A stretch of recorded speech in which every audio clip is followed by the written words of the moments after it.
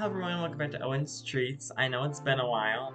I've been on summer recess, vacation kind of, from the videos because I've been doing live programs at the library. But now I'm back and so I'm going to be doing videos now. I thought since end of summer, I'm back in school, which is a crazy thing to think about. Almost start of fall. I thought we should make Grandma's Apple Brown Betty, which is almost like an apple crumble situation, and a family friend brought over these quite interesting kind of apples, and it's almost like a mix between an apple and a pear. It's kind of what it tastes like.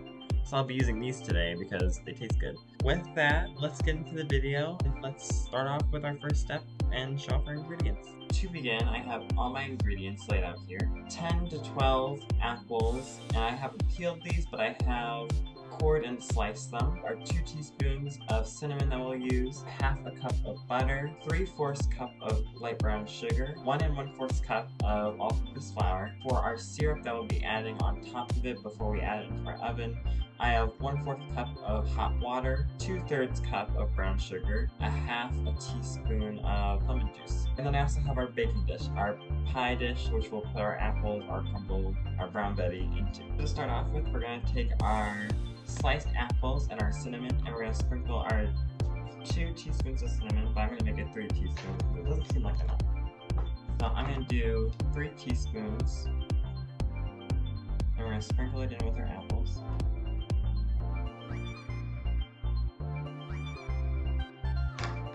I'm going to gently mix this kind of together, just so it gets a nice even coating on all the apples. And then we're going to pour our apples into our pot.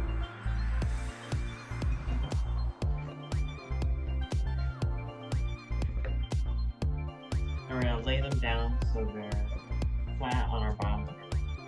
Now that we have that done, we're going to move on to our next step, which is going to make our crumble on top. Now that we have our apples sitting off to the sides, coated in our cinnamon, we're going to work on our crumble that goes on top. So I have our 1 1/4 cup of all-purpose flour, 3/4 cup of light brown sugar, goes in half. Have our half cup of butter, and we want to make sure our butter is still cold.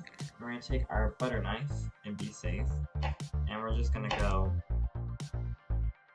and then going to add that in to our brown sugar and all-purpose flour.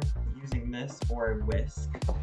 This is what's used to mash potatoes, but we're going to do this to mash up our crumble. Work the butter in with the brown sugar and the flour.